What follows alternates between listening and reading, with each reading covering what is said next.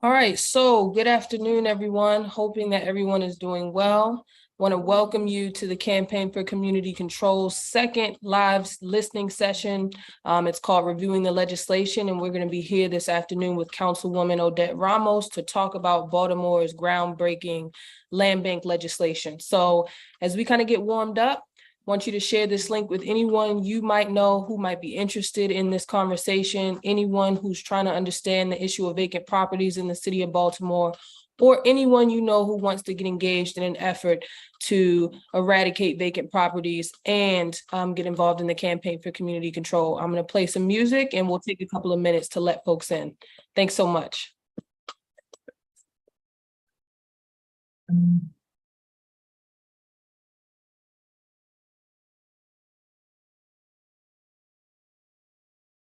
Anyone you know who wants to.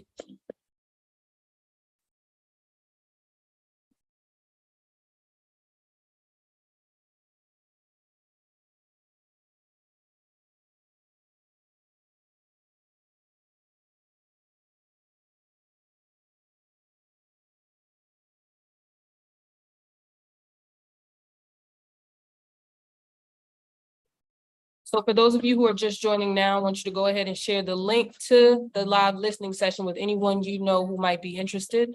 Again, we're going to get started in about 1 minute or so. So just want to give as many folks the chance as possible to join. It's as simple as copy and pasting the link in a text and sending it to a friend. So I'll give you just a couple minutes to do that. And don't be afraid to hop in the chat, say hi, drop any questions that you want us to get loaded up for you as we could get ready to start.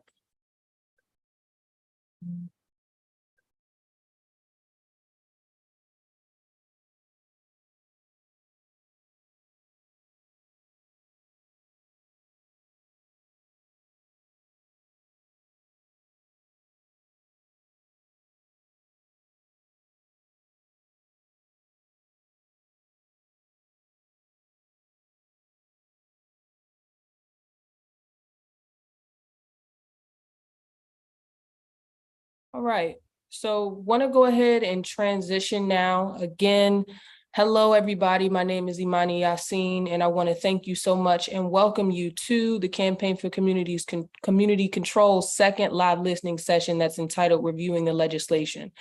I know you could be anywhere right now, so we really appreciate your time and we appreciate your energy in joining our live listening session.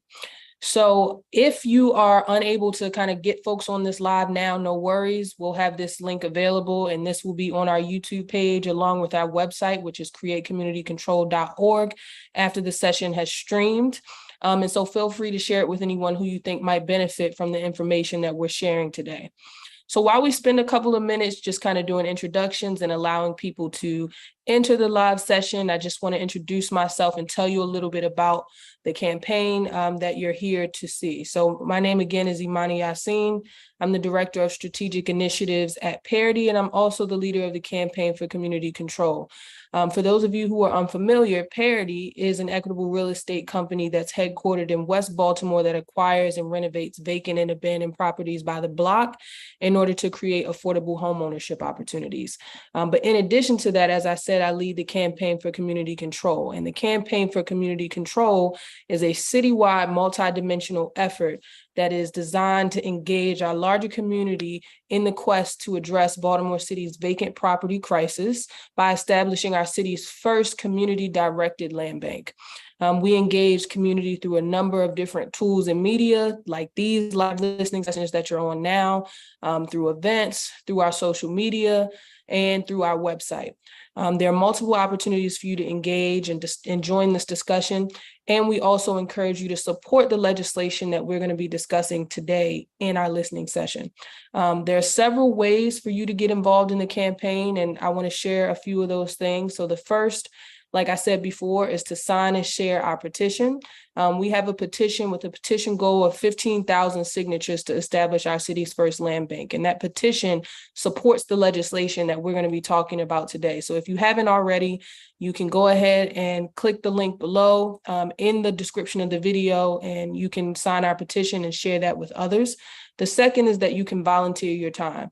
We know that we can't do this work of eradicating vacants by ourselves, and so we need the entire city of Baltimore to get engaged in this effort to establish a land bank. To do that, you can visit our website at createcommunitycontrol.org and go to our contact page where you can fill out a form and express your interest to volunteer in some way. And I want to say thank you to those of you who were in our last live listening session and did exactly that. Third, stay connected with us. You can follow us on social media platforms. You can join our email list via our website, and you can engage in these conversations. Our social media handle is at Create Community Control on both Instagram and TikTok. And again, our website is createcommunitycontrol.org.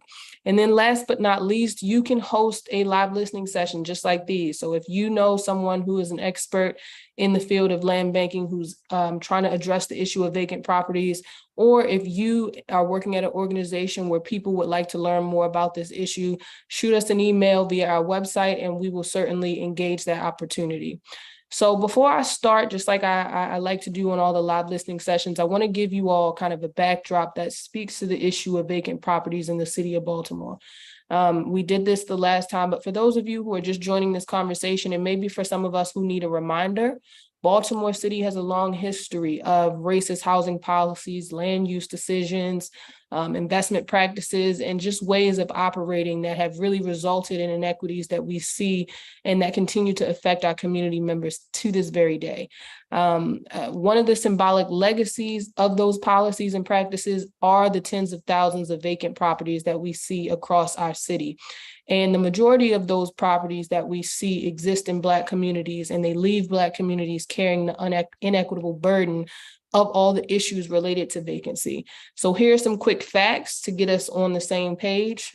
First and foremost, Baltimore City has nearly 15,000 vacant buildings and nearly 16,000 vacant properties citywide.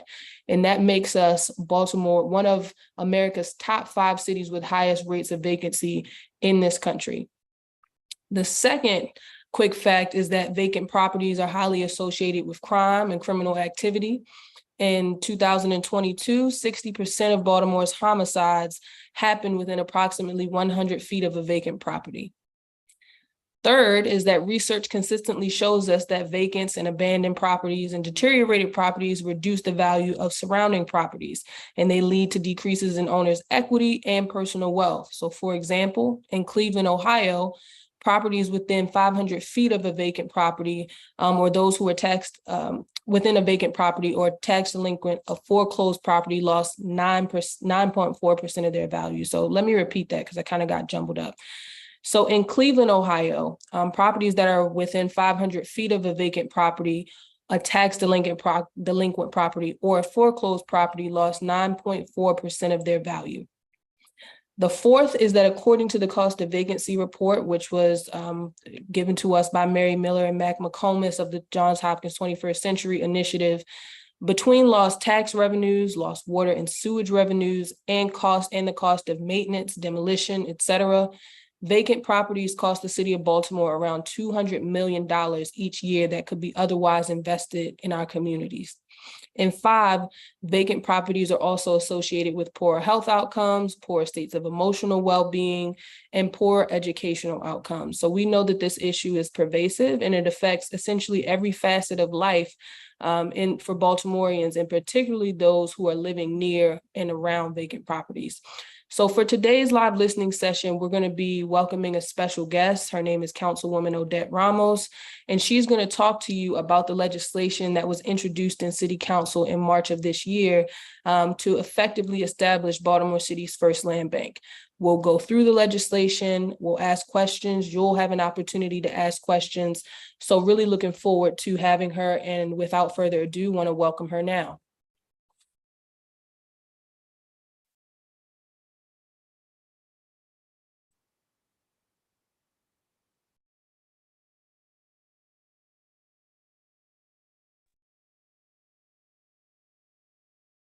Hello there.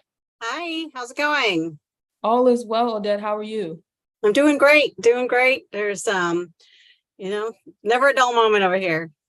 We know that you and the rest of your council folk are always busy in the city of Baltimore. So I want to thank you for taking the time to kind of join us on this live and talk about some land bank legislation. But before we get into any of that, wanted to just give you an opportunity to tell us about, who you are and your work as a councilwoman, and maybe just a little bit of your Baltimore story, as I like to call it. Sure. Well, first of all, thank you so much for hosting this evening. It is such an important issue, not just the legislation, but just addressing vacant properties is very important. So I'm grateful for your leadership on dealing with this issue. So I came to Baltimore 33 years ago. I am Puerto Rican. My parents were born and raised there, and my dad was in the Air Force, and we ended up in Albuquerque, New Mexico. And that's where I grew up, and I came here to go to Goucher College. So I am the poster child for the college transplant. So I did end up going to Rutgers University for my master's degree, and was like, I'm coming back to Baltimore. Thank you very much. And so just fell in love with Baltimore. Actually, when I was at Goucher, I was very active in the Question 6 campaign, which at the time was designed to keep abortion safe and legal in Maryland. And that's when I met Delegate McIntosh, Mary Pat Clark, Mary Washington. So I had all of my political connections, and that's what brought me back after graduate school. So I initially started working for government with Delegate McIntosh and also with Senator Mikulski. Then went into the nonprofit sector, where I became the director of neighborhood programs at what was then Greater Homewood Community Corporation, and now is Strong City. And really got a lot of experience in community organizing at the time. And I don't know if you know the story, if I ever told you, but just real quick, in 1998, we had the election, the mayoral election was an open seat because Mayor Schmoke was not going to run. And so we came up, all of the neighborhood organizers in the city, which there were tons of them because there was money then to do that, got together, and we created what was called the Neighborhood Congress. And it was really a powerful experience where we had forums all over the city, and they were called solutions forums. You were not allowed to complain. You had to come with a solution. And then we got all the solutions together, had a big rally at City College, and, came up with our neighborhood's agenda. One of them was transparency in city government. So that's where City Stat came about, and the Office of Neighborhoods. One of them was around, public safety. And then one of the, although all my notes are in the archives right now, but one of them was also addressing vacant properties. Okay, so that was a long time ago. And then since I left there, and I went to be the director of the Baltimore Neighborhood Indicators Alliance, and I was the founding director. And that has been an important organization for many years now to help people utilize data for neighborhood change. And grateful for my time there. I became a consultant working on issues with, affordable housing and with community development organizations. I was the chair of the Baltimore Hispanic Chamber of Commerce. Then got my last job with the Community Development Network of Maryland, where I served 8 years as the executive director. And we did a lot of work statewide, but also in Baltimore City, making sure that people could stay in their homes. So we did the work on tax sale reform, and we're still working on tax sale reform, making incremental progress. We did a lot of work on making sure that there were more tools to address vacant and abandoned properties, not just in Baltimore City, but statewide. And then also more opportunities for affordable housing. And in Baltimore City, I was one of the leaders of the Affordable Housing Trust Fund. So housing is it for me, and community development is so very important. So having the opportunity to bring all of that experience to the city council has, I think, been really a great opportunity. And I'm hopeful. I think I have, as a council person, really pushed hard to get attention to some of these issues. We wouldn't be where we are on tax sale if I wasn't here, honestly. I think that we've got, a lot more work to do, though. So that's why, being in the role that I am now, I have the opportunity to do more, I think, to make a difference. particularly around vacant and abandoned properties, which many of us have been working on for a long time, and we just need more tools. Absolutely. So thank you for that. As many times as we've had the opportunity to chat, I did not know any of any of this. Yeah, usually we're just like right into the work, Right, so right. yeah. So thank you for giving me and giving the folks who are here a little bit of that background information. For those of you who are unaware, Councilwoman Ramos also is spearheading and leading Baltimore's coalition to address vacant properties through the creation of a land bank. And this has been a coalition that's been around for the past couple of years. So we have the pleasure in working together in that regard. But just want to remind folks to kind of set the foreground before we get into the legislation around what a land bank even is. A couple of weeks ago, we had our first live listening session with Kim Graziani for the Center for Community Progress, where we talked about that. But just as a reminder, I want to read the Center for Community Progress's definition on a land bank, right?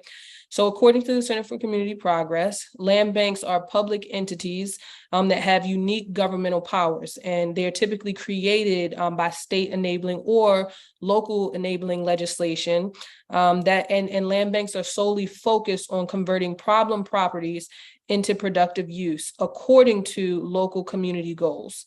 Land banks aim to create a more effective, efficient, and equitable system to deal with problem properties like vacants that we're talking about, and they stabilize the supply of available properties through strategic acquisition, land assembly and management, and streamlined property disposition.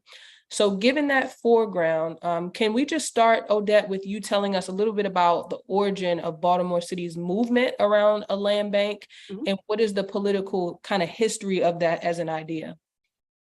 Yes. So given the fact that dealing with vacant properties has been an issue for a long time, I think we want to back up actually even further and to talk first about how this even happened, right?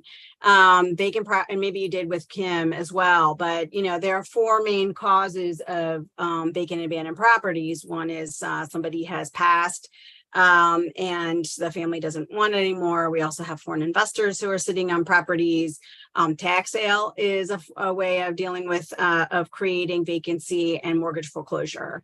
And then, but that has all been as a result of our racist housing policies that we've had in our city since 1911, right? I mean, it goes back that far.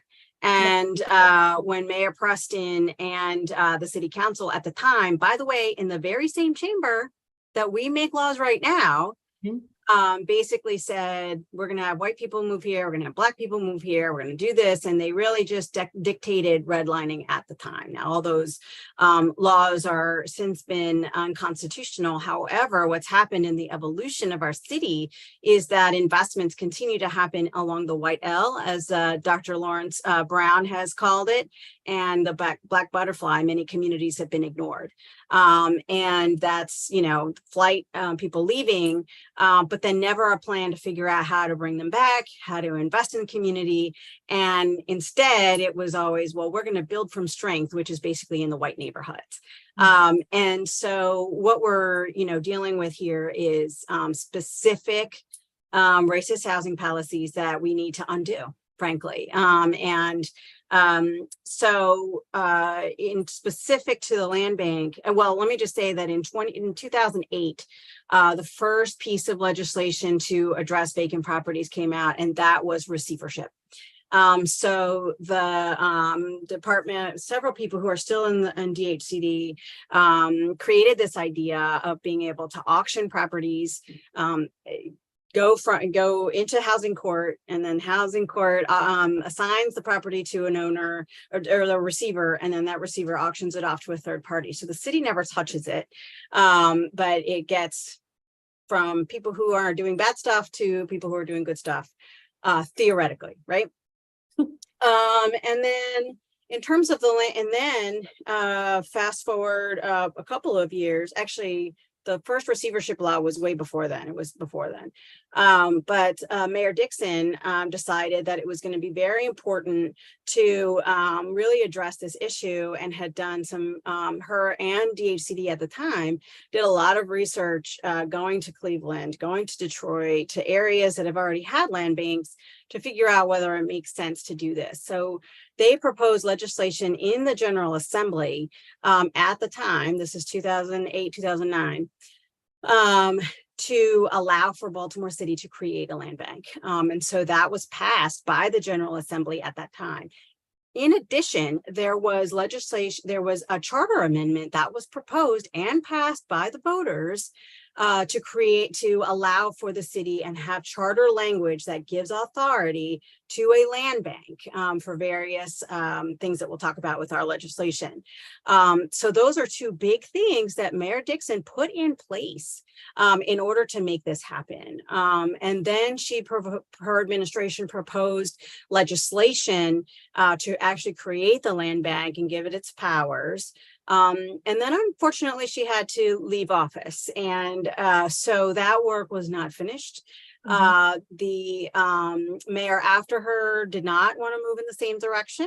And so ended up creating the Vacant to Value program, accelerating receivership, and doing various other things. So what we did was, well, and I'll tell you in 2017, 2018, when I was at the Community Development Network of Maryland, we went back to the General Assembly and looked at that legislation that authorizes Baltimore City to create a land bank. We made it for that the entire state could create land banks in various jurisdictions, and that they could work regionally. So if the Eastern Shore wanted to create a land bank but wanted the counties to work together, that they could do that. We also did some work on the quiet title actions, just as because that needed to do some work, and then also allowed for land banks to fund themselves.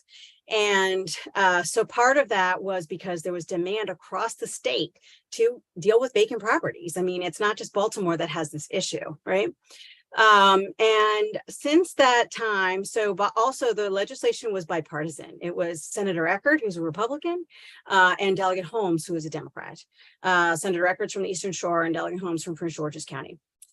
So far, no jurisdiction has created a land bank. Baltimore will be the first in the state. We know that Salisbury and Prince George's is starting to think about it, as is Cambridge. So there is a movement at the moment in different parts of the state to also do this, because it is a desperate situation in every jurisdiction. So the other thing we had to do in the state's land bank law was allow for in-rem to be used as a acquisition tool. So that was also one of the changes. So then I came into office in 2020, and immediately Councilman Torrance and I put together a large coalition and stakeholder group to begin the arduous task of really looking at the legislation that Mayor Dixon had put in place and see what changes need to be made, and had conversations with communities, experts, as to, and also the law department had a lot to say about the legislation. And so we worked for 2 years to get this done in the right way, and finally introduced it in March of 2023. I wanted to introduce it right after the unfortunate tragedy of firefighters dying, because they had died in a vacant home, with, some of the other, we weren't quite ready yet, but also the mayor had come out with his, recommendations for vacant properties, and it wasn't there. And I thought, well, let's give the administration a chance to see if we can move this forward, and move things forward. And just don't think that we're making enough progress at the moment. So we decided to go ahead and put it in, introduced in March, with the companion bill that allows for the land bank to conduct in-rem procedures as well, so that they can do that. So it's a long history. It's still something that I think we need. And again, we know that based on, you probably discussed it with Kim, that there are cities across the nation that have done this and have done it well, and it has made a difference.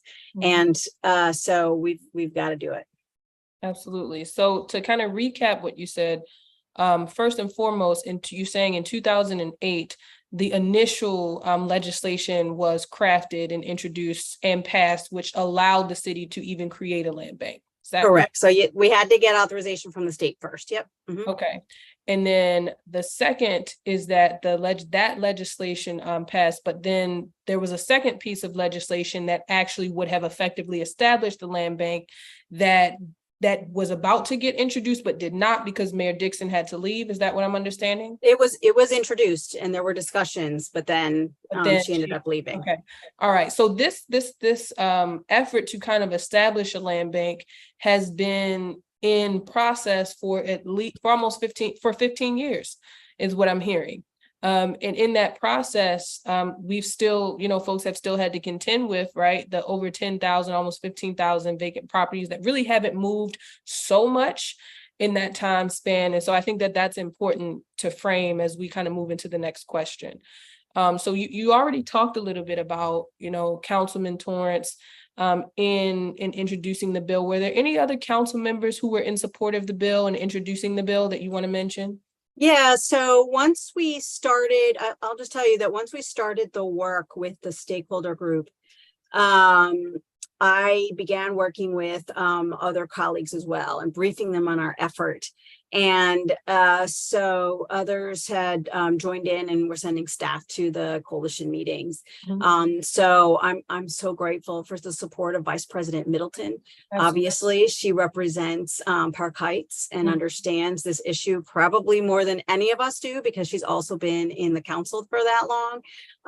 And so I'm grateful for her support, and she does send staff to our meetings. Councilman Cohen as well has been supportive. Councilwoman Porter has been involved. Councilman Bullock, Councilman Burnett as well. And I know not all of my colleagues co-sponsored, but I do know that we have support. So it's really been, so I have been working, talking with them, and Councilman Torrance and I have been talking with them, from the beginning to just, understand it initially if there was even appetite for this, right? If they weren't going to support it, I wasn't going to do it, but there's definitely appetite. And so we moved forward.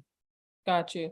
So to that end, can you just talk about what is the full title and what is the full purpose of the land bank bill in of itself? What would legally happen if the bill were to pass? Mm-hmm. Yeah. So the bill is called the Land Bank Authority of Baltimore City. Given the charter language in the charter, we have to call it a land bank. And that's okay. It's a term of art that is done throughout the nation, although sometimes you get different names, like in Cleveland, it's the Land Reutilization Authority, which is a mouthful to say, but very much, talks about what we're trying to do here. Others have their land banks in the redevelopment authorities. So ours is Land Bank Authority of Baltimore City. The reason why it's called that in an authority is because we are creating in the legislation a quasi-governmental entity, similar to HABC is a quasi-governmental entity, but with the federal government. BDC is a quasi-governmental entity, part of the city and private, so it's public-private partnership. So what that means is that the entity would be a nonprofit, and it would solely be focused on acquisition and disposition of vacant and abandoned properties, with a lot of transparency, because we've learned our lesson with BDC and a couple of others that we need to have full transparency about what's going on. And that entity would be doing the in-rem foreclosures. It would, as an acquisition tool, it could purchase properties. It could, do whatever needed to be done to acquire properties in a block by block fashion, and then be able to dispose of them. In addition to creating of the entity, we were clear in the legislation around processes in terms of transparency and contact in communities when things are happening. Mm-hmm. We also have to have an agreement with the Board of Estimates, because the properties that are in the land bank would still be considered city-owned properties technically, because they're part of the land bank inventory. And one of the things that slows things down a bit is that every purchase has to go through the Board of Estimates. And so this agreement would say the Board of Estimates gives the land bank authority to sell properties on the city's behalf and not have to go through the Board of Estimates every single time, right? So that's super critical. That's why we do need, the support of those representatives on the Board of Estimates in order to make this happen. So those are sort of the legal pieces that are in the legislation. We also have included bonding authority so that the land bank can borrow money using the city's bonding capacity, and not for its operations, but to actually do the work and make sure that we've got, subsidy where we need it and that kind of thing. We also have the land bank having a financing arm so it can raise money as well and distribute money. So it's the whole idea is to be flexible and nimble, as well as very focused on doing that one thing that we want it to do. And the other reason to do a quasi-governmental entity, and we're bound by the charter to create this as a quasi-governmental entity. We can't spin it off into another organization. That's exactly what I was about to get into. Yeah, we are bound by the charter to do that. But basically, for hiring and firing people, the land bank would not need to go through the HR process that's in the city. It would, hire people and just keep going, just like an organization would. And that will also help to improve efficiency in terms of, it's taken a year to hire in-rem lawyers at the city level for lots of reasons, and that's super frustrating. There would also be, again, this flexibility around, raising money and putting it out in the door. And so really just that kind of focus is important. The other thing we do in the legislation is actually give it an endpoint. This is something that's such a big crisis that we need to have all the tools available, and then it'll get itself out of a job. And that's the goal. And so right now, at the moment, we've put a time frame of 15 years.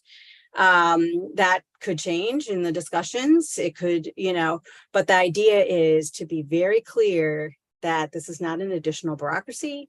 It is not something that's going to last forever. It is simply, we're addressing this crisis right now. We're going to get to a certain point, make sure that we're on the right path. And then when the job is done, we're not needed. So it's very intentional that way. Okay, so wanted to kind of touch on what you mentioned before about a quasi-governmental entity. One of the things that I noticed when kind of looking at the bill was the idea of a governing body. And so can you talk a little bit about the bill's language because that's an extremely important piece in this when we talk about property outcomes and where properties will go after the land bank acquires the properties. So what does the legislation dictate in terms of how a government body will be established, who will be appointed, and how does community get the opportunity to participate in those appointments, or do they have a say in that? Such a great question. So there are kind of two steps here. Once the legislation is passed, there is automatically an interim board. The interim board is actually written into the legislation. It is created in order to file all the articles of incorporation, get all the legal stuff together to create the entity, hire the director or consultant to hire the director, get the agreement with the Board of Estimates. And it's a very short time frame. It's 6 months that this thing exists and has to do all of these things. So before you move on, I want to make sure I'm understanding this. So the interim board is allowed to exist for 6 months. Are they automatically terminated after the 6 months? Okay. So okay. All right. Yep. And so the other responsibility that they have is to make sure that the permanent board is in place. Okay. And so what will happen is the permanent board is the oversight board of the quasi-governmental entity, and it includes a designee from the mayor's office, from the comptroller's office, from the council president's office.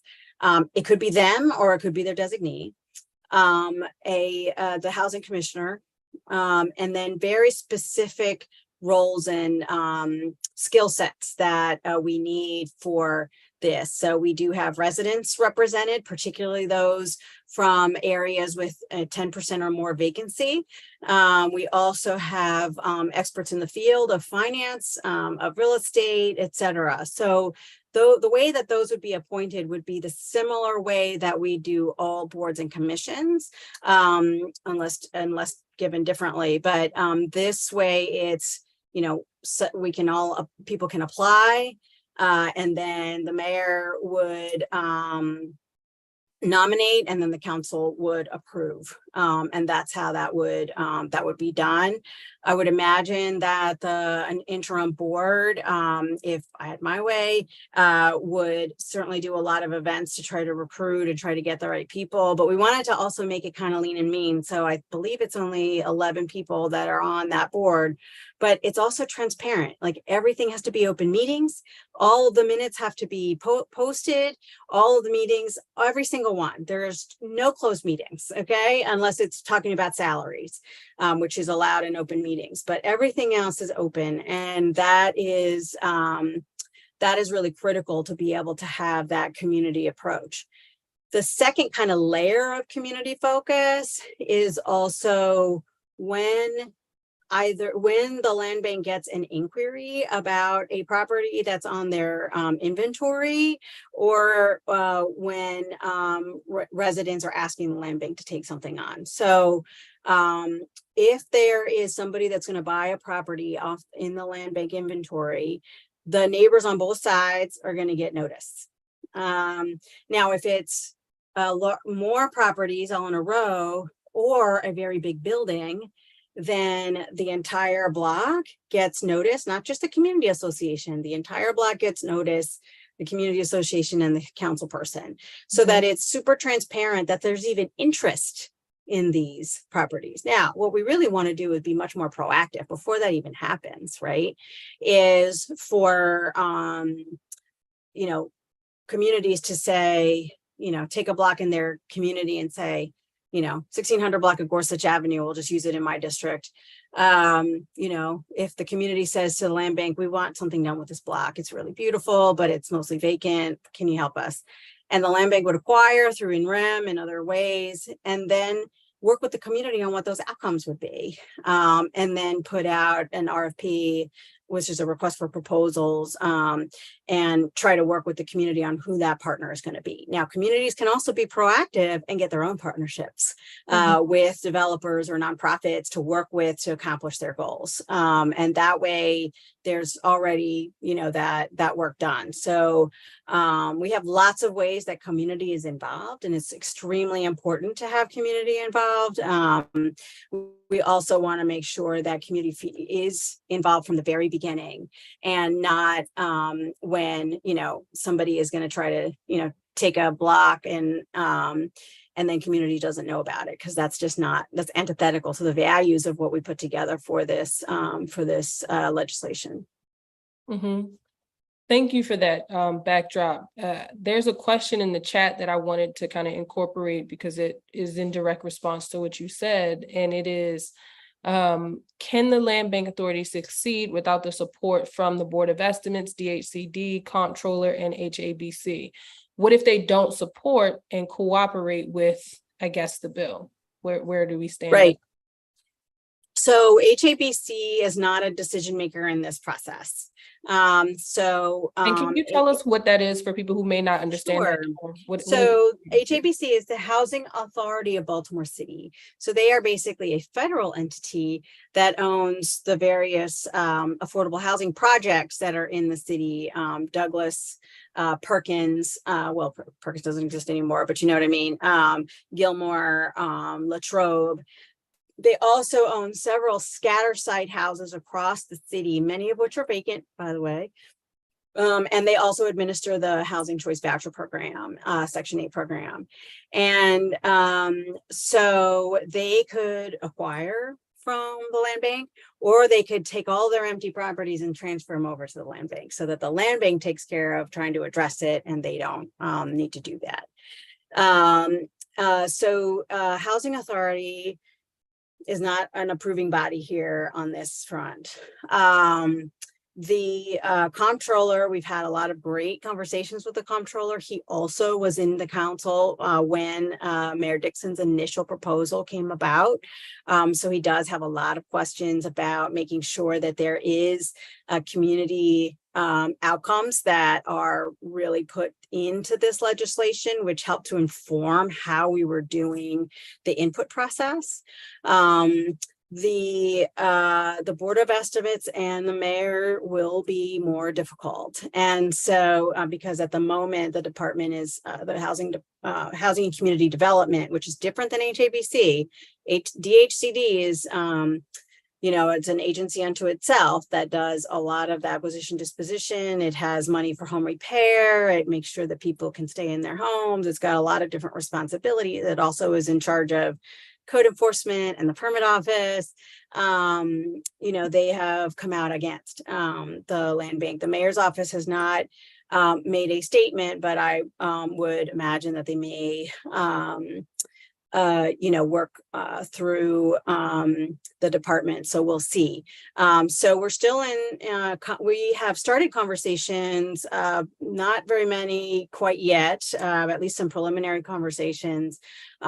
So you are correct that if the Board of Estimates does not sign that agreement or want to be a part of this, we would have to find another way to make this work. Okay. So that is critical. Okay. Can you talk a little bit about the bonding authority elements of the bill, what that exactly means? There's language here about refunding bonds, the revenues for trust funds, et cetera. So can you just get into kind of the weeds around the financial aspect and the financial power that the land bank would have? Yeah. First of all, the land bank can charge a nominal, very low fee for, selling the property, right? To get some operation back, money back. I don't anticipate that it would be selling them for very much at all. The land bank would also be working to try to attract capital so that we can address what's been typically called as the appraisal gap, where the rehab cost is so high, it would be higher than when what you'd get in the market if you were going to sell the property. That gap has to be addressed, and it's got to be cash. It really cannot be financing. So we envision the land bank in that part, and let me just say that some land banks do this in the U.S., but some work with a partner, a CDFI, a community development financing entity, which we certainly could do as well. But in this case, the idea is that we could raise capital from investment, from foundations, from special taxing districts. If we can't authorize it, the city would have to authorize special taxing districts, but we could work through that. There's a number of ways that we could raise the money to be able to make sure that that kind of funding is available for that kind of subsidy. There's even been conversations about making sure that if we're selling to residents, making those loans as well. So it allows for that flexibility of the land bank to do all of that. Now, a bonding authority, what that means is that we can allow the land bank to borrow using the city's bonding authority. There's a whole nother proposal for using the state's bonding authority, but the city's bonding authority to raise money, basically borrow the money. We would still have to pay it back. And so we would need revenues, the land bank would need revenues, whether it's from tax revenues from the rehabbed properties, whether it's, investment, whatever it is, to be able to pay those back. But it would be the land bank would have to do that. So bonding authority just means that we can use the city's what's called bonding authority to borrow up to where they're comfortable with us with the land bank borrowing. Right now, just so you know, just to have a comparison, the city borrows $80 million every 2 years. So those ballot issues that you see on your ballot every 2 years is us asking the public to go into debt to be able to pay for these very important things like affordable housing, the library, the parks, all of that. And that uses the city's bonding authority to be able to borrow. And then we have to pay it back, and we pay it back through property taxes, right? But we have to get permission from the voters in order to do that. And that would be the same thing that the land bank would have to do with its bonding authority to be able to pay for the programs that we want. So just to give you an idea of how that works normally. Okay. Well, let me just also say that the city has been at 80 million every 2 years for a few years. And there's been talk about if we can go higher than that. And the only way to determine that is how much money we need to pay off the debt. And we're not going to pay it all in 1 year, but that's called debt service, right? To pay it off. And so making sure that there's money available to do that. Now, here's what I'm thinking is that we need to put money on the street now. We need to put money on the street now to get these houses rehabbed. And guess what's going to happen? There's going to be more tax base eventually, because we're going to have more homeowners and people owning the houses.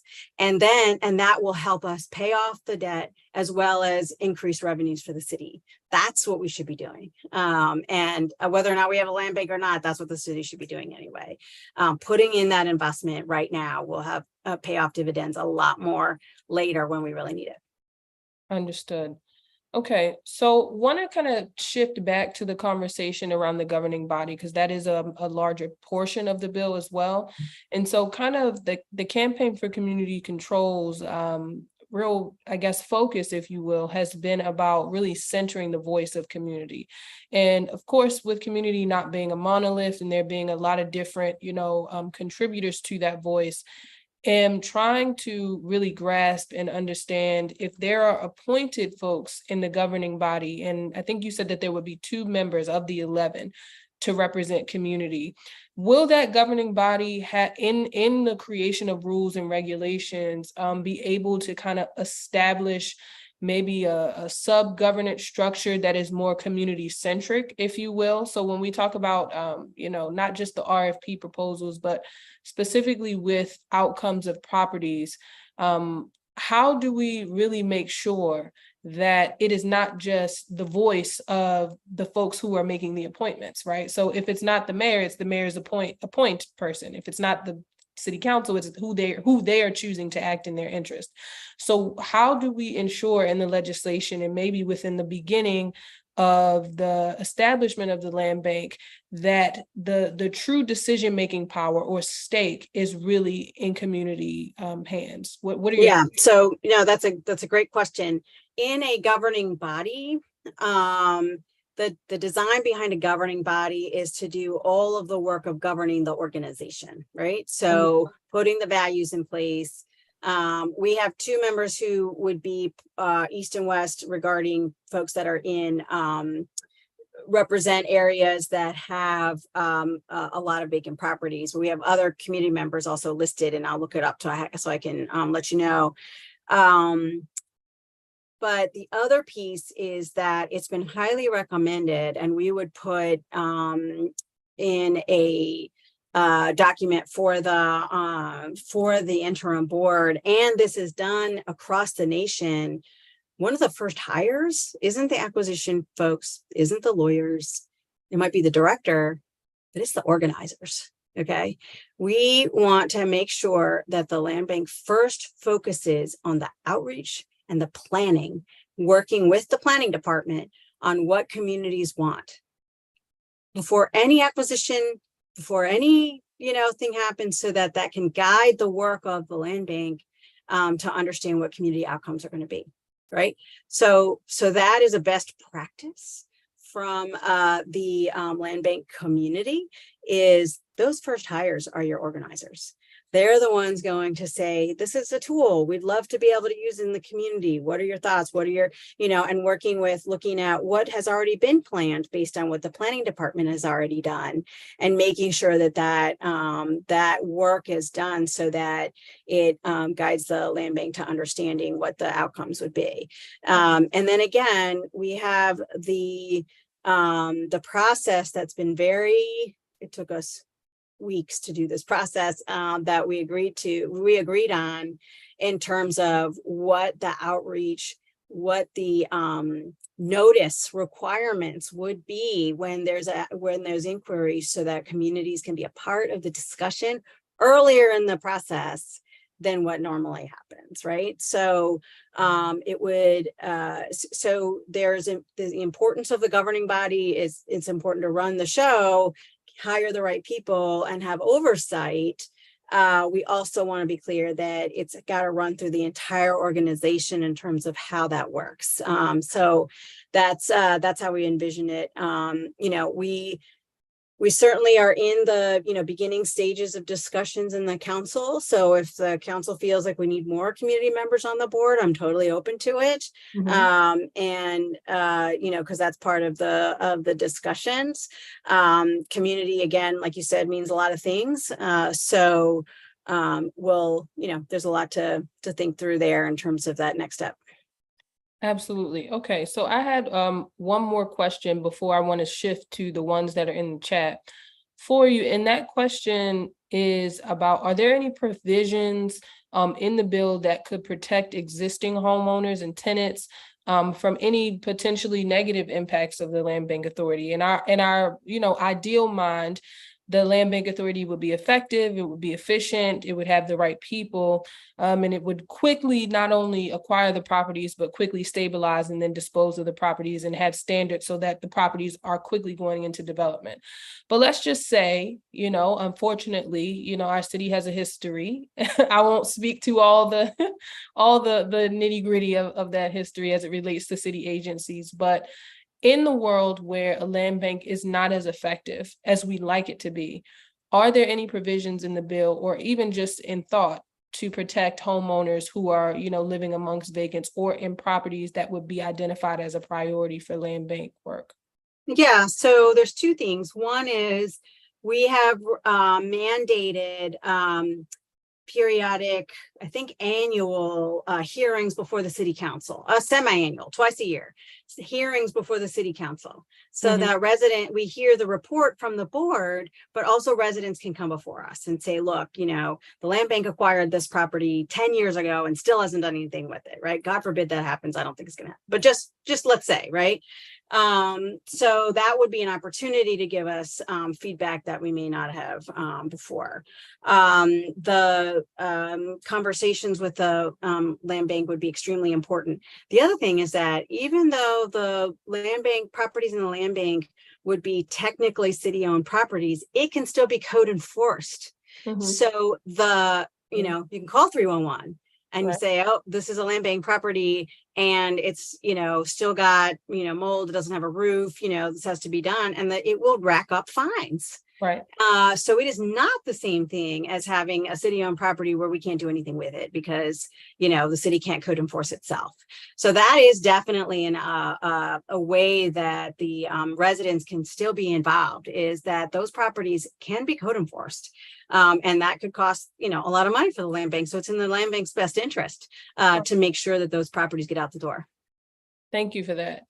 Okay, so we've done a lot of the talking. I know, and I apologize. I could talk about this all day. That's why you're here. We want to hear from you directly, but to that point of hearing from you, want to switch over to the chat because we do in fact have a couple of questions. Want to thank the watchers who are here watching now, and if you haven't dropped a question, want to encourage you to do so. But want to start with the one question from William Sneft, who I think Seneft.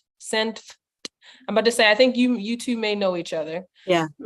But so one of the questions that he asked was, what about DHCD, their pending proposal for expedited disposition of vacant houses for $3,000 to qualified nonprofit developers committed to renovation to quality standards? Do you know anything about that? Is there anything you can speak to answer that?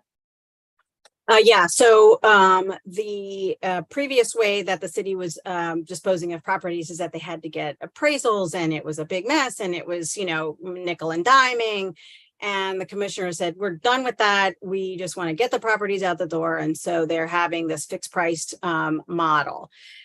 So I'm hopeful that that it works, and I haven't seen where they've implemented it quite yet, but it is the right way to go in terms of not having to nickel and dime communities as to how much it's going to be, whether it's 5,000 or 500. Just get it out the door. And so some properties though may not be worth 3,000. So that's something that we need to look at. I frankly would rather have acquisition costs be very low, so that all of the money can be put into rehabbing the property, frankly. So we'll see how that project goes. And let me just say just quickly that the land bank isn't meant to be a replacement. The land bank is meant to be an additional tool, because we need all of the tools to address this crisis, right? So it is meant to really work on the areas that need it most, that have been ignored for so long. And so when people say, what about DHCD? Well, I think they have a specific role that they need to play. They're in certain areas doing acquisition, but disposition in the land bank can be in other areas. So it's important that that dynamic is in play. I think that is important. One of the things that typically comes up in this conversation is, as you know, is DHC is already doing that work. All they need is more resources, more people, et cetera. But I want to just, really raise what you said, which is that we need all the tools in the toolbox, and it's not an either or. It's not a land bank exists and now DHCD dissolves into thin air. It is that both things are operating really in partnership to address the scale of the problem. But the next question, one I missed was, so does the entire community have to support any sale of a property to a builder before the work can get done? Yeah, so that is an important question that I think even DHCD is dealing with right now as well.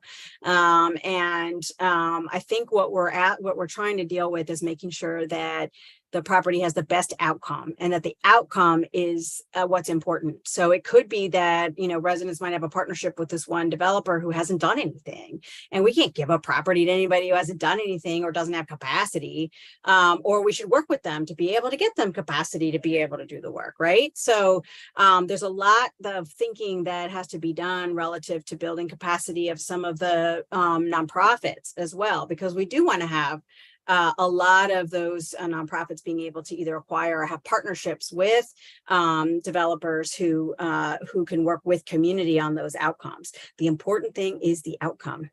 That is the important thing. So that doesn't address the question directly, but there is the important piece is that outcome, and making sure that that's what is going to be done. Mm-hmm. Well, if you don't mind me adding, I would say definitely the important part is the outcome, but I do think that the who has access and who's given the support to have capacity to create the outcome is also important, if not just as important.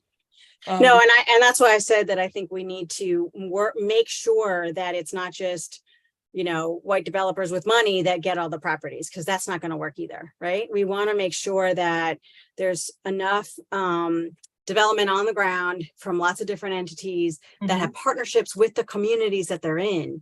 And there's plenty of Black-led development that we want to make sure has the resources that they need as well. And I think the land bank can play that role in terms of making sure that the financing is getting to the right place. Absolutely. Okay, so another question is, oh no, we've answered that question. Should there be a requirement to dispose of properties within 6 months? Okay, so what do you think about that? Is there any verbiage in the legislation that speaks to the amount of time that the land bank can hold the property prior to its disposition to a developer? Yeah, no, we don't have that language. because there are times when we're trying to acquire a block of properties to be able to be more efficient in terms of having somebody take on all of them, and it might take a little time to get to all of them.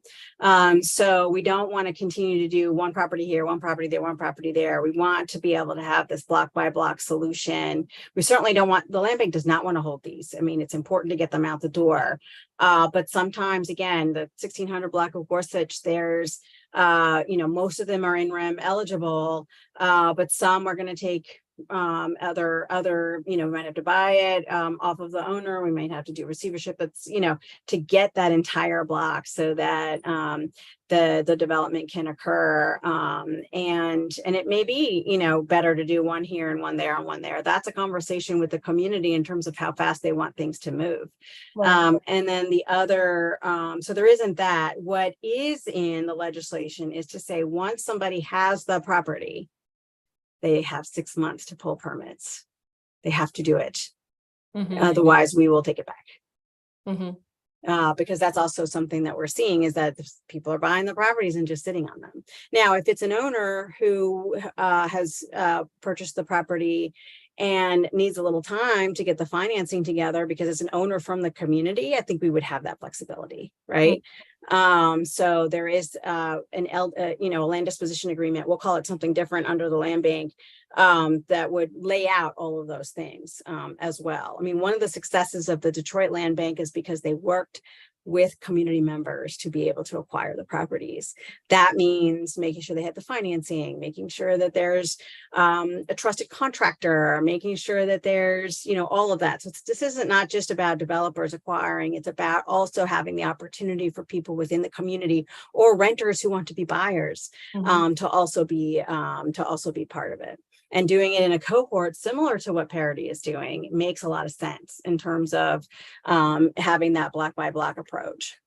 Absolutely. I'm glad that, you spoke to that. I think that there are plenty of folks on an individual level who may be living near a vacant property, who want the opportunity, or folks who just want to, have their opportunity to switch over into maybe the lane of development, who see the land bank as maybe an opportunity to do that. And I think speaking to places like Detroit and thinking about capacity building from an expertise building, from a financing, perspective will be key to really empower those folks in community and that's what we want. That's what we want. I mean, what Detroit did, I know we're running out of time, but just so you know, Detroit had 90,000 vacant properties. Okay. The market is a little different than ours because the people just left and it wasn't as dilapidated, but still they needed, work. They've sold 50,000 of them and 75% to residents. It can be done, right? And I think that's something that we want to do here, especially since so many people want to go from renter to homeowner and not just, waiting around and not just having people who are moving in, although we want people to move in and increase population. But this is for our communities. Absolutely. Well, we have not only got to the end of our time, we have passed it. So I want to say thank you so much, Odette, again, for taking the time in the evening after the regular 9 to 5 scheduled business day to really talk about this critical issue and to give us some more insight onto the actual legislation. I learned something today and I've been looking at the legislation. So I thank you for that. And want to say thank you to the folks who are here in support of this movement, who are here watching. I see William in the chat, also see Mayor Braverman in the chat. There's another 6 folks who are here. And so we will have this, like I said, this will live on our website. It'll also live on our YouTube page. So feel free, even after this, to share it. And it'll also be in our next newsletter, just to let folks know that this was aired. So I am going to drop a couple links in the chat for those of you who are still here to let you know how you can get involved in the campaign. The first thing I would encourage you to do is to make sure that you go ahead and sign and share the petition in support of the legislation.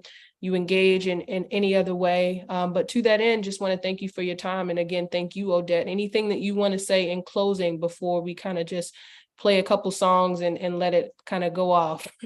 I want to thank you for leading this effort. I want to thank you for the opportunity to be a part of this dialogue. And you know, this isn't done.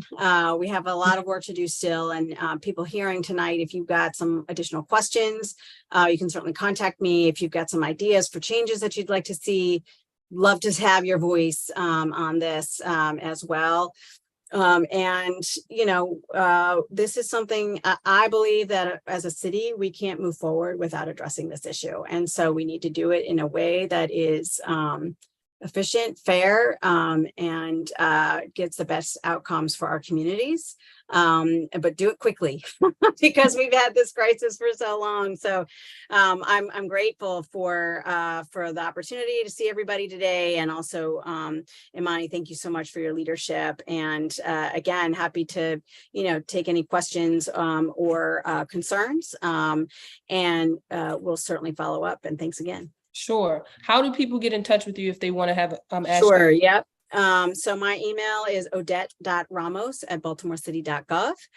That's the easiest way to do it. Our office number is 410-396-4814. And Ms. Linda will answer the phone and, you know, make sure that I give you a call back. And then, you know, we can have that dialogue. I can also be reached on socials. People tag me all the time on Facebook, on whatever Twitter's called now, and Threads, as well as Instagram. So feel free to reach me at any of those. Awesome. Well, you have a good evening. We appreciate you. And thank you so much, Odette. Have a great one. Thanks a lot for your time. Thanks again. Absolutely. Take care, everybody. Bye-bye.